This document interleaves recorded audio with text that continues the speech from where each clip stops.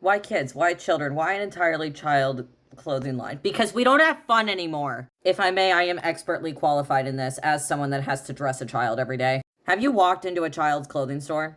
Like lately?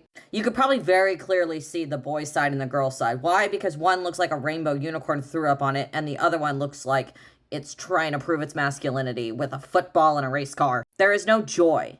There is no whimsy anymore. And the other thing is, children are in a hurry to grow up and be taken seriously like the adults around them. We know that children mirror the adults and their parents. They want to emulate them. Hard to do when you're shoving them in glitter and footballs. You know, up until the 1930s, we were dressing little boys up to age 5 in dresses.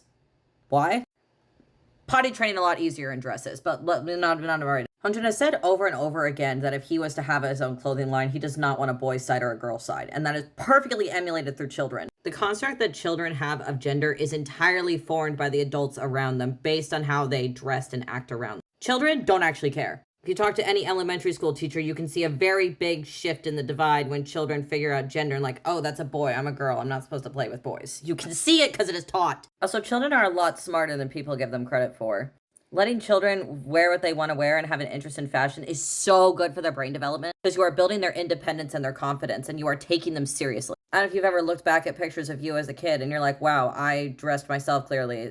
And you're like, oh my God, why did you let me wear that? Because it's what you wanted to wear. Or vice versa, you're wearing something you hated, but your parents made you wear it. It probably makes you feel a certain way when you see that picture, right? But this is so perfectly HONGJOON. I don't even know. Felt like we were alluding a lot to Peter Pan and like the Victorian era. Again, that gender neutral concept as well. There was never a particular order, but there was always a girl and there was always a boy wearing a similar outfit. I'm just so clearly a very nostalgic person, having a tattoo themed off of Peter Pan, constantly referencing kind of whimsical childlike things like the Lost Boys and stuff that he writes. I didn't want to spoil any of the outfits. I just really wanted to talk about why kids in this video, but I also want to talk about the sand runway, if you will. And then did you notice that none of the kids were wearing shoes? Intentional. Have you met a child? They hate shoes. You could tie that into child psychology about something about feeling like the ground between your feet. I don't know. My own is going through a phase where they don't even want to wear socks.